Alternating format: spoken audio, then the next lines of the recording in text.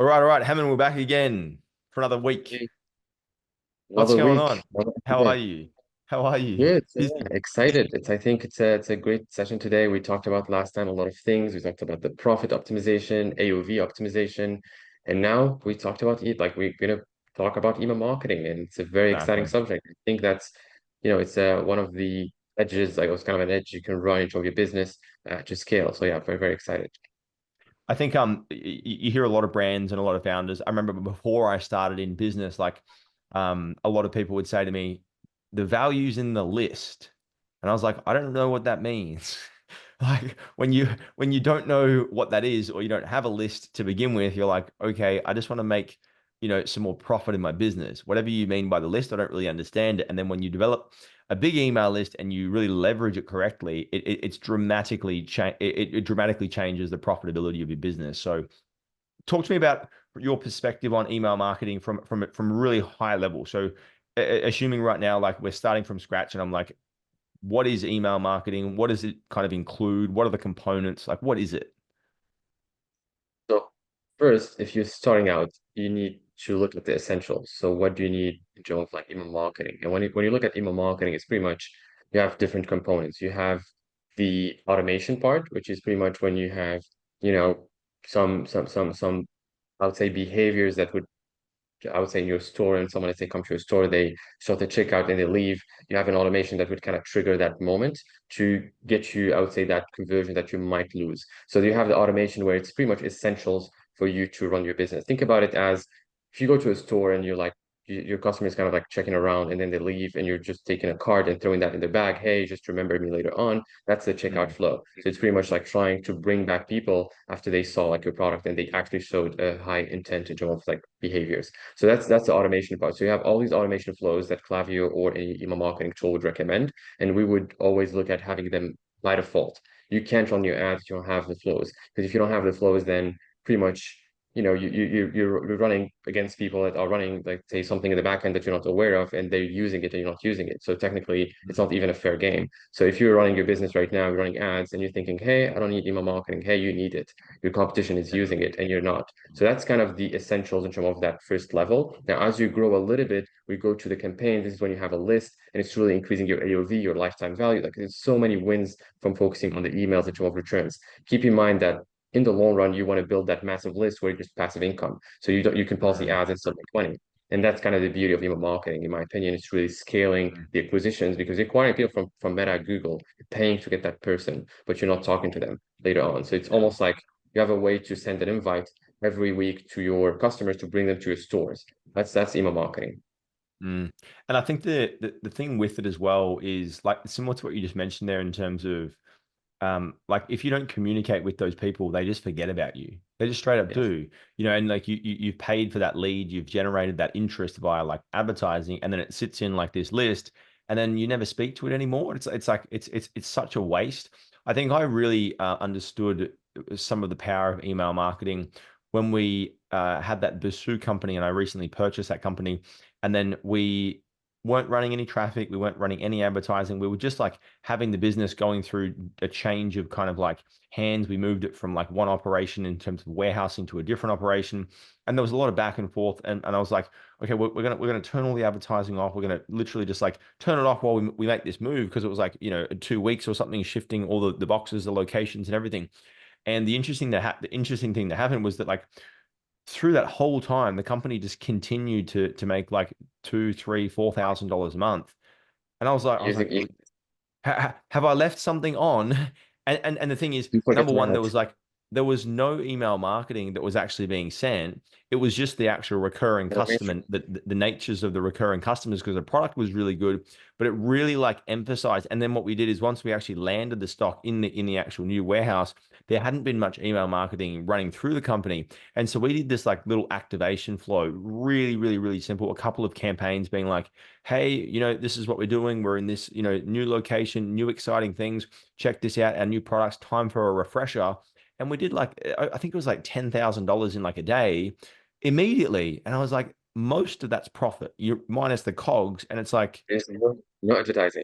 It's like pure profit. it's just incredible. And I think, it takes a few moments of those types of situations for you to realize the power in terms of how much it can actually impact your bottom line. Being like, wow, I send these messages to my list and I literally can take my net profit from maybe 10% to sometimes 30%. Like it's Yes. dramatic, the change.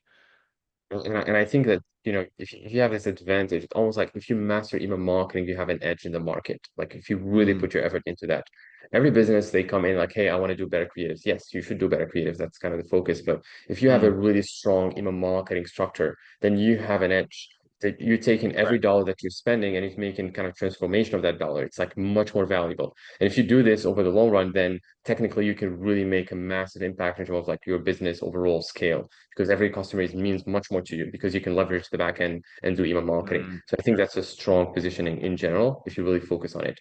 And That's I kind think of my that view. just, yeah, just to add to that as well, I think it's also like everybody in the market knows, and if you don't, then now you know that content is really crucial, right? And so like it's like what we discussed a little bit in terms of the conversion rate on your actual product page as well. It's kind of like everyone knows that you should be developing new creatives. Everyone knows you should be, testing UGC and you should be pushing different advertising live constantly to find new winners. It's like, it's just what people do. It's like what every marketer kind of understands that you need to go through in order to make more money with front end traffic. But it's almost like the email marketing side of things is like set it up, put some messages in there, maybe put a few automations in place. Heck, I might even like type an email and run some campaigns, and that's about it, right? And all the focus goes onto the front end of your company in terms of how can I arbitrage more cash into Meta for cheaper and cheaper prices and fight for, lower bidding cost. And it's like More, it, right? It's such a competitive, fiercely like savage space that you're fighting for versus being like, hey, like let's get this good in terms of the front end and get my costs good. And I'm going to keep testing ads always. But hey, if I really focus on this back end and drive better profit, like number one, no one's focusing on it exclusively to master it. They're always just like new creative, new creative, new creative. But hey, like I'm going to really focus on email marketing and become amazing at it and develop like an incredibly high profit back end. You can really make some serious impact on your company, and you can be even more dangerous because you can bid for much more expensive acquisitions on Meta and then outbid your competition because you're like, I know my email marketing so strong, I'm going to make all my profit back, even though I'm maybe breaking even on the front end. Very powerful stuff. absolutely. It's really powerful. And I think every business owner is like, hey, I'm doing email marketing, I'm doing really well. It's like I have the flows. But you don't do A/B tests, you don't improve. Like it's like almost like I'm working out, I'm lifting the same weight every single time, and Yes. I'm expecting to gain Yes. muscles. So you should try to do more, right? You need to really push the levels. And that's I think in general, email marketing, it's the same thing. They run the same setup for a while and just they don't try to improve it. I think that's a strong also element in general in ecom that I see. Yeah. From your experience and from your perspective, I guess, where would you start with email marketing? Assuming, say, for example, like I'm a brand, I'm making like say $50,000 a month. Where would you start, in that position? Assuming right now, let's just hypothetically say like I haven't set any flows up. Maybe I have like just some really basic like abandoned cart flows, and maybe like a post-purchase flow. I'm not really sending any campaigns, maybe just ad hoc, like, oh, hey, oh, we're back. We're back. Sorry, it's been a while. Those types of emails that get sent out by founders. What would you say would be a good approach from your perspective? So first, we need the flows first. So you need the top four flows. So you have the browse abandonment, you have the checkout, post purchase, and then you have your welcome series. So you need to have those like by default. We need to have those flows. Once we have the flows, what we need to look at is in the campaign. Like a quick tip: if you have, let's say you're doing 50K plus and you don't have email marketing structure, you can make like probably a few grands right now if you just send a couple of emails. And I know Mm, that's probably like, hey, is it the case? Yes. And should I do it? Yes. How frequently you should do it? Like if we can't do it, probably I'll do it today. But this is like you have a list that you're leveraging and that you have on the side that you're not leveraging that you should leverage. That's my view. If you're in that kind of positioning of doing 50K plus and you're not doing your marketing, you're pretty much losing money every single week if you're not doing emails. Now that's if you're in that level. Let's say you're starting out then and let's say you have less than 50K. So we need to probably look at first growing the list and it's almost like the flows are opening doors. So you have the sign yeah. up form where it's a first door where they enter in that list. So you need to look at first where are people coming from? Because that's the first thing you think about. Hey, I want to build the list, but how to build it, right? So when you get the doors, sign up form is the first door. You need to have one. Most of the time, I would not start right away with it, but I would start like just to look at my conversion rate. If you remember, we talked about the conversion rate in other episodes on how to hack things and kind of increase your conversion rate. The email marketing here, I would start with the sign up form most of the time, a little bit after figuring out my conversion rate to see a little bit the impact. Because sometimes there are some frictions from the sign up form. And that's, for example, one door. So I know I'm bringing people as I grow the business from the sign up forms. You have the checkout. So every person that go to the flow, they have an email, they leave. That's also a way to grow a very high quality, high intent audience in Correct. terms of your emails. So you have those doors that you need to have in your business first. Make sure they're open, right? Because if you're telling me, hey, I want to do emails, and you have all the doors closed. You don't have a sign up form, you don't have the flows, and like, hey, you don't have anything, right? So we need to first open the doors, and then we start the optimization. So that's kind of my view in terms of levels, like where we start essentials, and then we start kind of looking at the base and email Mm. marketing campaigns. I think the like that welcome series in terms of like leave it like having an actual like opt-in or sign up form is it's undoubtedly one of the most powerful things in terms of like I always see that in most accounts and it's like right at the top in terms of like the amount of revenue that's being generated. And you go onto someone's website and they don't have like a sign up form or it's poorly optimized or it's a really bad offer. And you're like, there is thousands and thousands of dollars just being left on the table right here by not having even a sign up form altogether or having a really clunky and poorly optimized sign up form. It's just like such a powerful mechanism to really drive like tremendous revenue.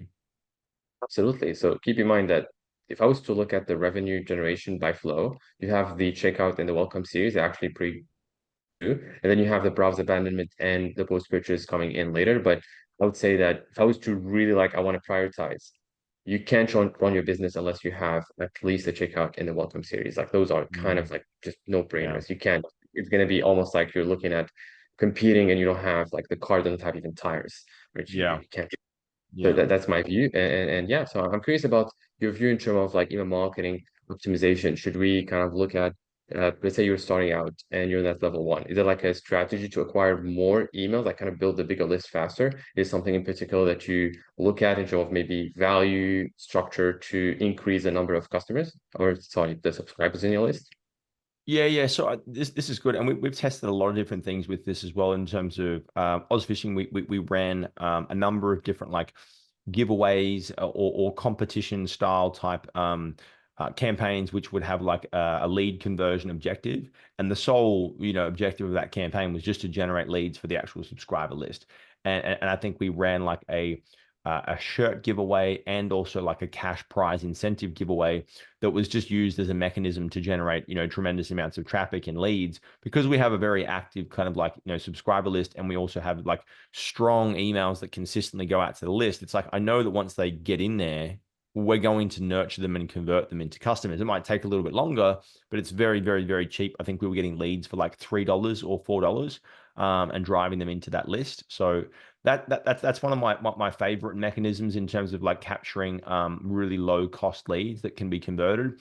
I think another thing that's really helpful as well is some kind of like value that you can exchange for the lead in terms of whether it's maybe an ebook, a resource, something that you can develop like really specific to your niche in terms of like with Basu, for example, I know we've tested something around like, different types of like products that leave blemishes on your skin and find out some of the reasons that you might have like, unclear skin. It was like a really epic kind of breakdown of a report we did.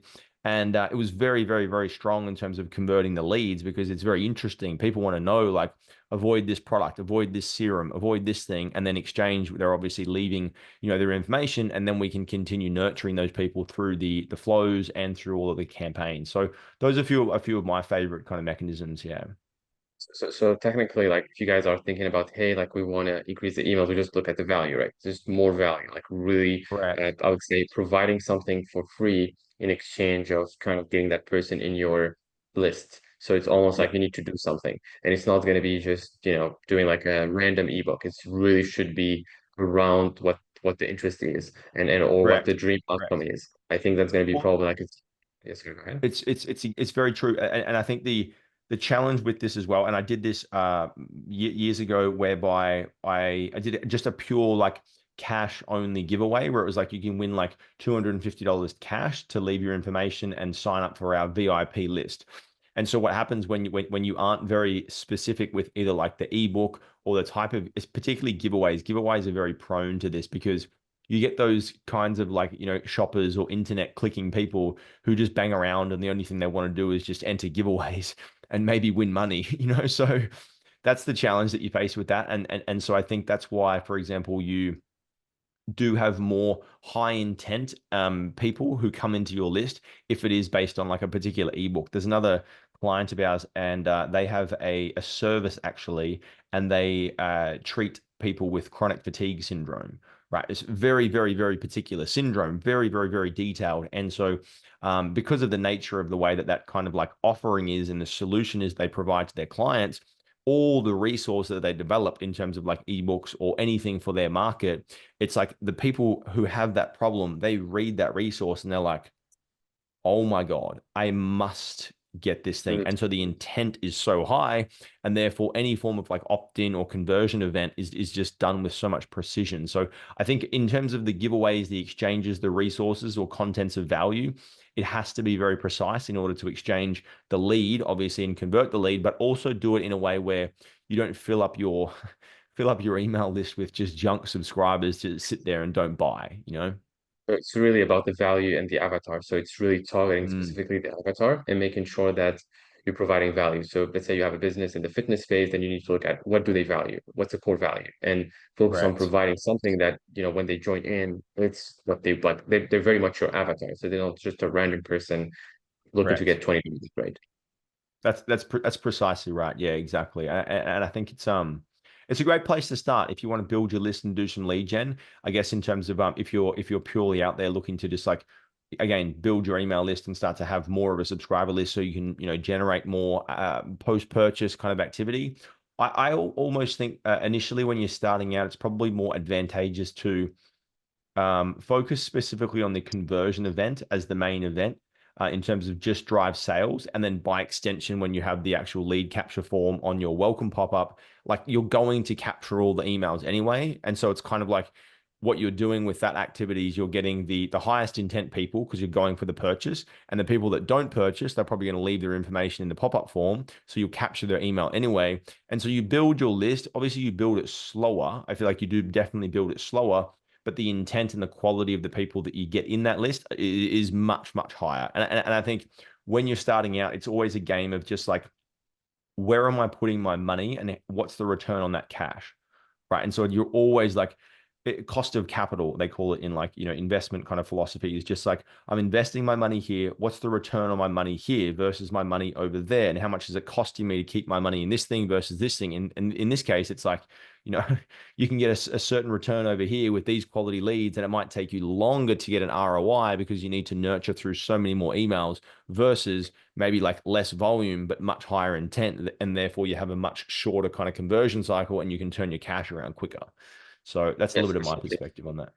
I think I do like agree on the same thing. If you're running ads right now and you have a very high quality audience, so it's a purchase conversion event, they see the sign up form. That's the highest like quality audience according to Meta. Right, Like just like most of the time, if you're looking at that conversion cycle you talked about, the longer it is, the more in general ecom stores they're just gonna stop doing things. Like if it's really long, like hey, I can't do it. So really the shorter the better. So I think yes, doing like less, getting like a smaller list but high quality would be the first thing to do. And then as you grow, you can kind of look at other ways, other doors to open. But initially, you don't have that privilege to really just, run like a strategy where you just acquire and wait. Specifically, if it's right. like wait 6 months is. I've never seen a player like, hey, I can wait 6 months and just play the ads right there, right? So it's just not going Yeah, to be. absolutely. Absolutely not. Even if you Absolutely not. promise, you're going to make a million, you're going to make a million. No, I can't. It's too much. What's your thoughts on frequency in terms of how often should uh, people send emails? Like what kind? We'll go into how often first. Like, what do you think in terms of how frequently should people send emails via like a campaign? So if you look at big brands, so let's start by looking at big brands, what they do. So let's say 8 figure, 7 figure brands. Most of the time, they're going to send an email a day. So that's what they're Yeah. doing. But it doesn't mean they're sending it to the same list. They're sending one Mm, email a day. That's by default what they do. But they're segmenting. So they have, for example, the people that opened in the last 90 days, that's an audience. People that didn't open in the last 90 days, that's another audience. So they have like engaged versus not engaged, and they send 7 days, 7 out of 7. Like they're just sending emails every single day. But then that's not even like an option. Like I've seen, like we've seen businesses, I would say in terms of our community, where they're doing volume and they just can't afford to even just think about not sending an email. So that's the first thing to think about. Now, if you're in a business that you're just starting out, you're just like, hey, like I'm trying to get into email marketing, and I don't know like what's the levels. I would do at least 2 to 3 emails a week. And it Yeah. doesn't mean that you're sending promotions. It just means that you're sending some emails. As you mentioned, if you don't talk to them, they don't know you. And I think that's something that you really tackled right away, because it's the reality. Mm, If you don't talk to them, they're not going to be engaged. yeah.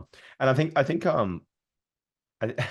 I know that it's very common to have that kind of mindset, like, well, I don't want to annoy people. You know what I mean? Like, oh, Like, I don't want to communicate I with don't want to them make too. money. That's Yeah. the thing. Well, it sounds like you don't like money, my friend. Yes, I couldn't agree more. I think but I think the change in thinking, especially in relation to annoying people, is like taking your and you mentioned it before in terms of your promotions. You said like, okay, so not every single email needs to be a promotion.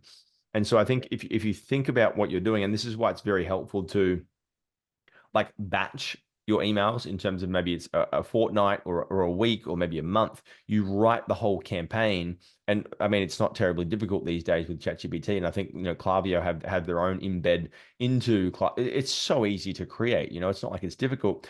But having the emails be more of a conversation so that like each email picks off from the last one and it opens up a conversation and it leaves people hanging. It has like open loops inside of the email. So people are intrigued more than just like, here, buy my shit. Here, buy more of my stuff. It's like, oh God, again, it's different. Yes, exactly. So you need to really think about like what are you actually putting out there? Same thing as the values. What are you doing? You're talking to people, they're actual people, they're opening the phone and they're looking at your email. What would you say? Yeah. If you're, Yeah. hey, just I'm sending randomly. No, don't send randomly. Think about that Mm, person opening their email, their day. They probably like the end of the day, they're tired, they open the email. If they see something valuable, they're going to be engaged. They're going to click on it. They're going to say, hey, I'm interested in this. So you need to really think about your avatar when you're sending an email. The more you think about your avatar, the better your returns are in general, yes. even more. I think that's how I see Mm. it. Yeah.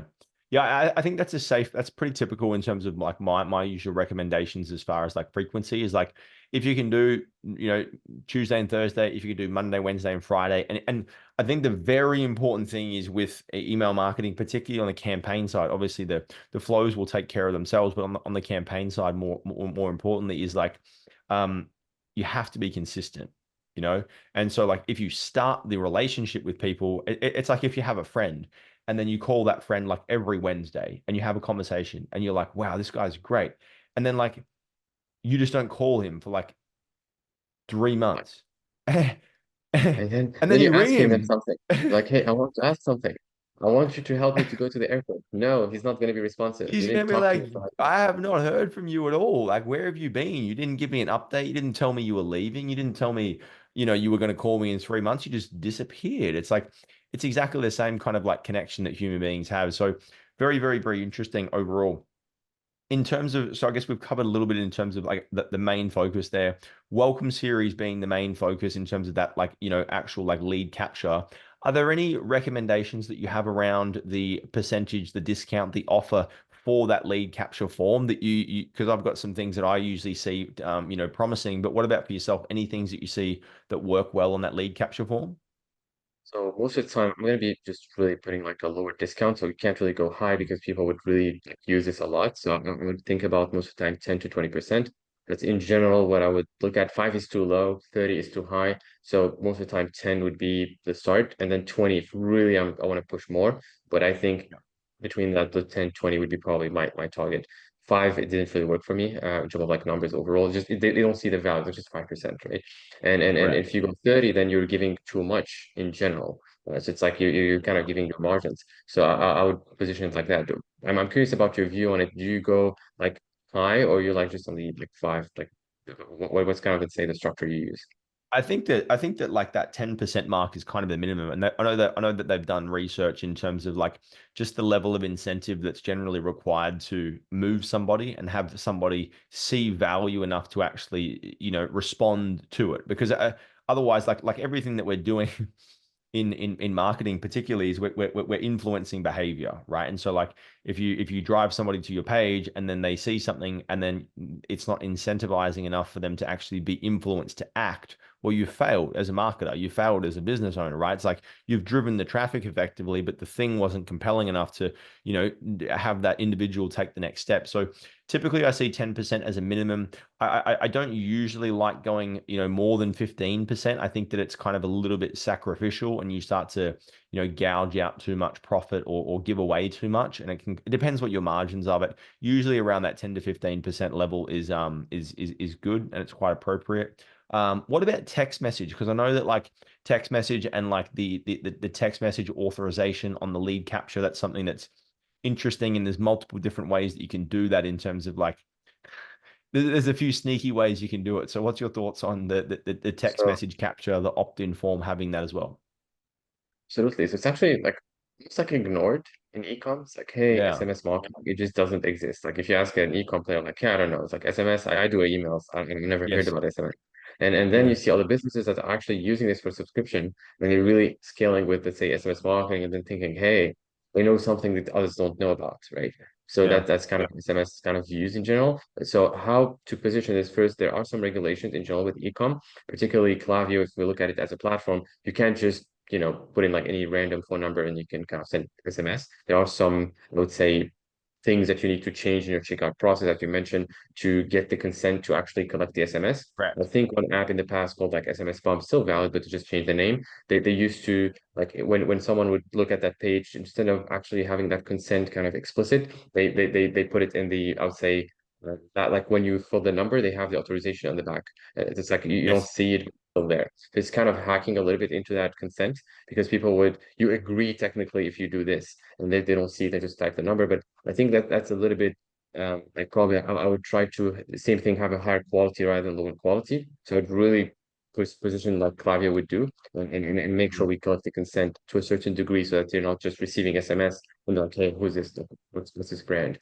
So I I think agree. that's maybe probably my positioning. But SMS marketing, in my opinion, you need to look at it for the checkout. You just campaigns in general, and you look at it Yeah. for subscription. Very, very powerful for subscription, in my opinion. If you're having any kind of subscription, SMS would be a strong, I would say, channel for you. That's my view Yeah. in general. Now, I'm curious about would you do SMS for the checkout, or would you do it for like everything? So checkout, like every kind of Mhm. campaign, so for emails. Yeah, so just to close off on what you mentioned there in terms of, so I was looking at some data from Optus. So Optus, one of the phone providers, particularly in Australia. I don't believe, no, they're not international. They're only Australian based, and they did some research in terms of the percentages of individuals or consumers specifically that answer the phone, open emails, and then check text messages as a percentage out of all text messages sent, out of all emails sent, and out of all phone calls that were actually dialed, right? And the phone call percentage in terms of the amount of people that actually pick up the phone, I believe it was between like 3 and 4% or something like that. It was horribly low. The email was I'm sorry, other way around. The phone call was 7%. The email was like 2.6 to 3%. And then the SMS was like 96%. So in terms of just like the cut through and the penetration as far as like getting the eyeballs onto your message, it's like you're sitting there and you're sending emails and you might be like, wow, I have a great open rate. But compared to what you could have with the SMS function, if you actually utilize it properly, like so much more beneficial. Like if you think about like when do you ever like pick up your phone and then look at it and then read a message and then just not read it? You know what I mean? It's like it's right in front of your Yes, face. you left already. So this is actually something I noticed, and it's very powerful. Every time you have a customer, or even like say you want to reach to an influencer or a big like kind of brand for a partnership, they have some channels that they look at, and they have some Mm, channels that they look at. So you can probably, let's say, send an email, they don't look at it. But if you send, let's say, a message in LinkedIn, they might have not much like activity in there, and it's a notification they look at. So mm, really looking at the channel itself. SMS is kind of that part for customers. So they receive so many emails, but not a lot of SMS. If you were to send an correct. SMS, you have their attention by default Correct. because they don't have a lot of Correct. notification that they're just looking at, hey, I received this SMS. They don't receive 100 SMS a day, right? But they receive 100 emails a day. So I would say Yeah. that the noise is much more condensed in the emails versus SMS. So it's almost like you have a private way to talk to them. The private should Yes. be very much like you should be cautious about that because you have one Correct. chance that Correct. it's not like just spamming because they're going to be just leaving. You kind of Don't think about it the same way? don't turn don't turn your SMS into your email marketing is is a good way to think about it. Don't do daily SMSs. You'll get destroyed. I think exactly the same. I think it's such a discrete, personalized approach, and I think if you use it that way, it has such high cut through and high penetration. The way we structure it on our brands is we have the front end in terms of the pop-up form just has the email itself, and then the offer on the actual front end. No, the offer is just the 10%, or I believe it is, for example. And then when they leave their email, on the second page of the pop-up, the thank you form, it says enter your phone number to go in the draw to win one free Bisou cloth every month. And so that's like this additional like value bonus. And so like as they go through that, they've already got the 10%. They're like, wow, this is fantastic.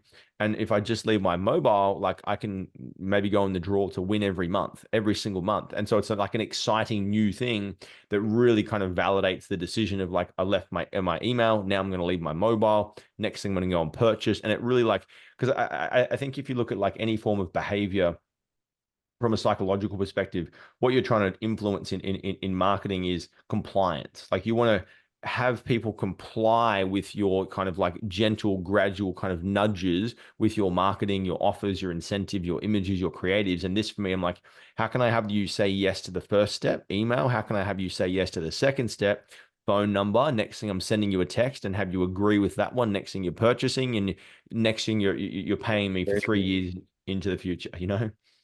So you're like almost like building this stronger relationship. So you're like, hey, I'm not Mm, like I'm just looking at all the ways to keep you activated, kind of as a customer, precisely. and make sure that you're looking at all the channels, not ignoring the one where it's private, like the VIP one Precisely. versus everyday communication channel. Is it like how you Precisely. look?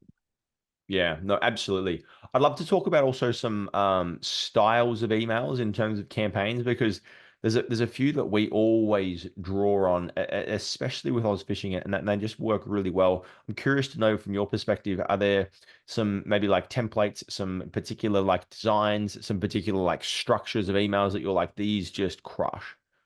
Yeah. To get templates, you need to join eCom Capital pretty much because we give them. We have them. It's by default. Send me, hey, I want templates. We have them in the coaching. Exactly. So yeah, but beside that, the job format, so there are a lot of things that we do. So you have, for example, if I was to look at the topics, you have the why our customers like they love us. So we're kind of positioning a little bit more like authority. You have the one with the discount. You have a lot of format and structure. And what I'll look at most of the time is what are we looking to accomplish? We're looking to like kind of send an email to bring in a person that's really like already a customer. So it's a VIP customer. So we're giving them more of a higher discount, or it's a customer that never engaged with us, or let's say a subscriber that never engaged with us. So based on that, your topics would change and your template would adjust. So that's kind of Mm, my view on it.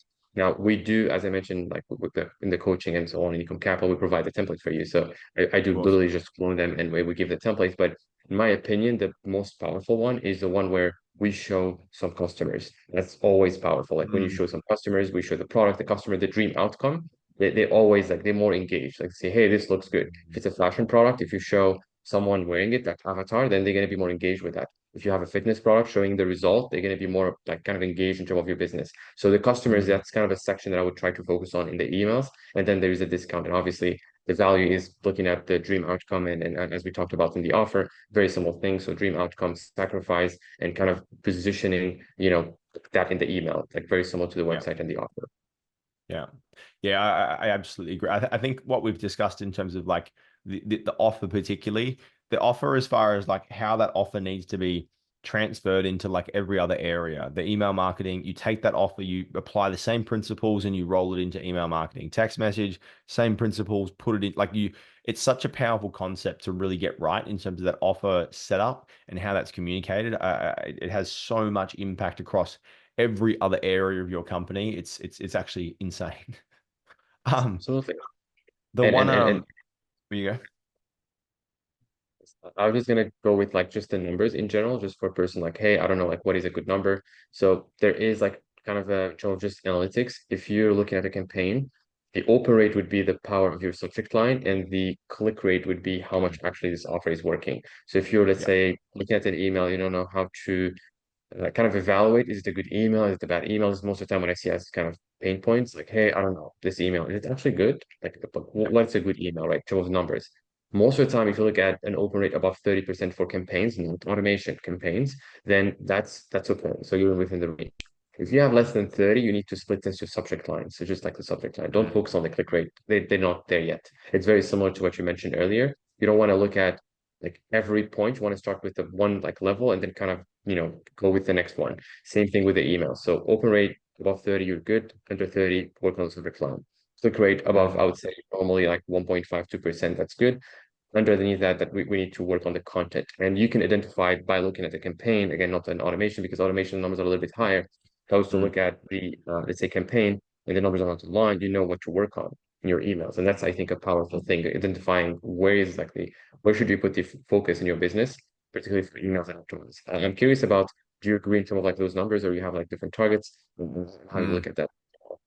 No, I'm definitely aligned in terms of the targets overall. I think if you can achieve that in terms of your open rate, 30% or more, like you're in a pretty strong position to be able to like really activate the list. And same with the link clicks as well. Like it's such, and I guess you've broken it down really simply there in terms of, if open rate is below this, focus on subject line. Like David Ogilvy, I think I've got his book somewhere behind me here. He talks about it, in all of his books. It's like 80% of time should be spent on the subject line. Like it is. It's like by the time that people have finished reading the subject line, they've decided whether or not they want to even continue reading. So it's like all of your time should be spent there and just really focus on like capturing that. Because once they're open and once they're in, it's like the chance of them actually reading and continuing to read is so much higher. And not just that as well, because I think the thing is like there's probably a handful, maybe two or three individuals that send me emails, and they always have wildly compelling subject lines. And I think because I've clicked on like one of them before, the next time, even if it's not as good of a subject line, I'm more conditioned to be like, I wonder what this is this time. And you'll keep reading. So it's like it's similar to what I said before. You're conditioning behavior. And so like once you get people in that habit of reading, they will be like, I really enjoy what he talks about. I really like the way that this guy communicates, but they'll never ever see that unless you get the click, which is the subject line. I can't stress that enough. Yeah. Yes, and keep in mind that like in emails, like you mentioned this like subject line, it's very similar to the ads that we talked about this in the previous podcast, but the hook, scroll stopper, that's it, the same thing. If you really put 80% of your effort in the hook, you're gonna get much better returns. Same thing with the emails. It's really the same principle. Yeah. The first thing they do, if you bring more of those people, you're gonna have more, like you're gonna have a bigger audience. And that's by Yeah. default, I think the same thing in terms of email. That's my view on it. Mm. I think one thing, as far as a specific email, and we use this a lot across the brand, is like a founder email, just like on a white, background. There's no design elements. It's just like, "G'day, mate. How are you? I'm sitting here having a cold beer this afternoon. I thought I'd send you this quick email because we're about to run out of stock in this particular design. I'd hate for you to miss out for you and your family this weekend coming up to Easter. Like, no joke, mate. Get in now before they're gone." That's a You know, powerful email. That's a that powerful email. that type of an approach where it's like they read it and they look at it, they're like, wow, it looks like he just emailed me personally. and and Yes. and crazy cut through, crazy performance. Like we see it consist, especially on those fishing shirts, like those founder type emails where it's just and it has to be like very authentic. And we've also seen tremendous success with emails of this kind of design where it's like for example, Tanita, our marketing coordinator, or even Naira, or we even do this with Christine. Christine's one of our CS agents, and she's so lovely. And so we'll write an email and be like, hey, it's Christine, and look, I always speak to you guys like in the emails because I usually take care of the CS, and Tanita and I have just had a meeting and we want to give you a special discount, but Sasha doesn't know.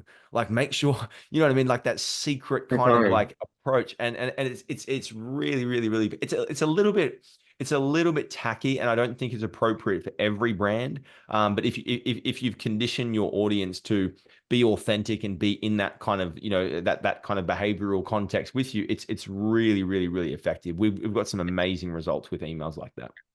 Yeah, absolutely. There are also ways to like really play with your audience. For example, let's say we look at discounts. You could do a mystery discount. Actually, this worked really well for Bisu, Oh yeah. like email marketing. So you send an email like, "Hey, we have this mystery discount, but you need to actually go to the checkout and check it out." So it's pretty much telling them they need to do an action, and you're putting them in the checkout. So you're saying, "Hey, if you want to know, you need to go to the checkout." So that Mm, mystery discount is so powerful. Now think about this. If I was to hype the mystery discount in the emails, the next, to say 4 or 5 emails. Hey, this discount is really scary. Like we're kind of like we're like almost like afraid of like approving it, right? You're gonna have your audience kind of really, hey, I'm curious, like what's this percentage? And they're gonna go to the checkout. And most of the time, once they're there, it's just one click and yeah. you buy.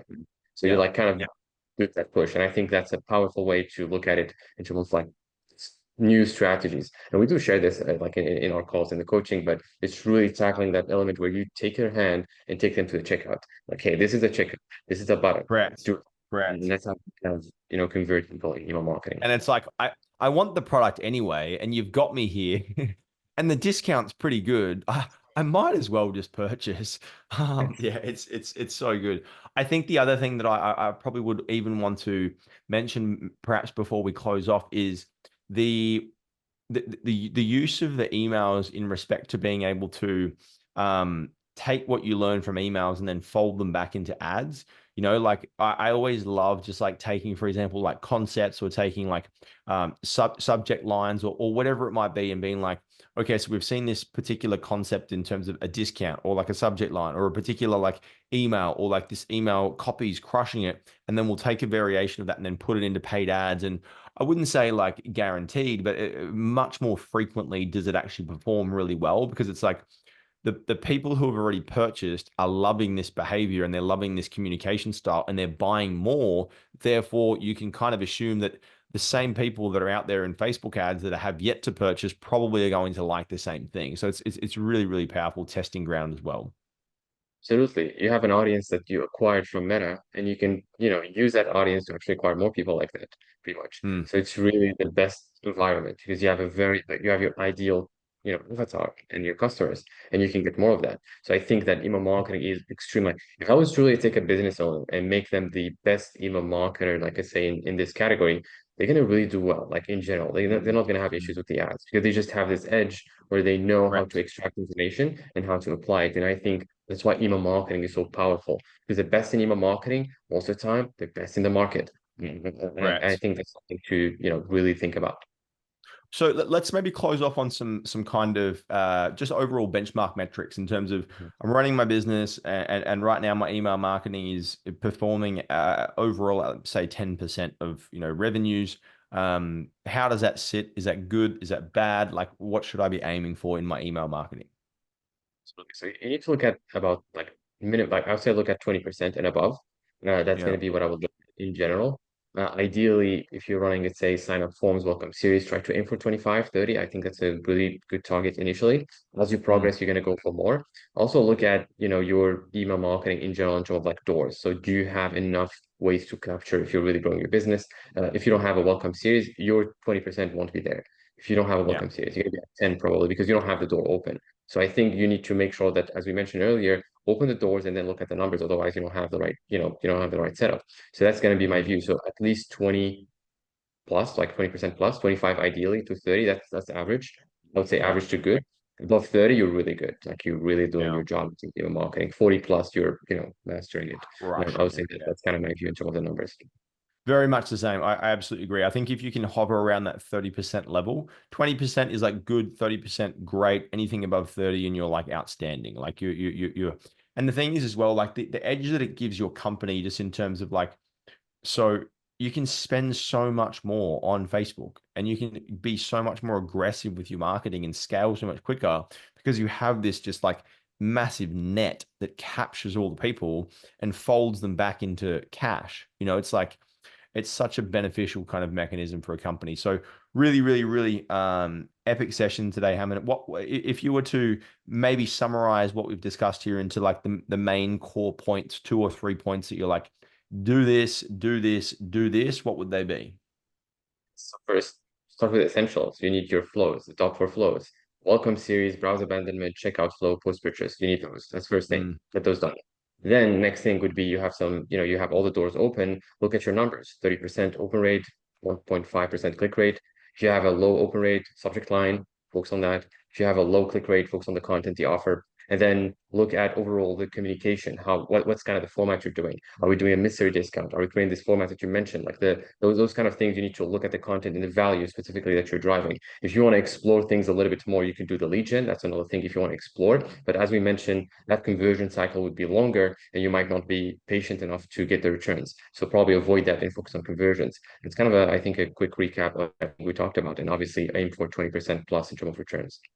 yeah. Yeah. I would also just say, just do it Yes. consistently. Don't stop doing it ever. And then just like, I think you can like the mindset probably around it is like people are on your list because they want to hear from you and ultimately buy more from you. And if they're on your list and they're not purchasing, then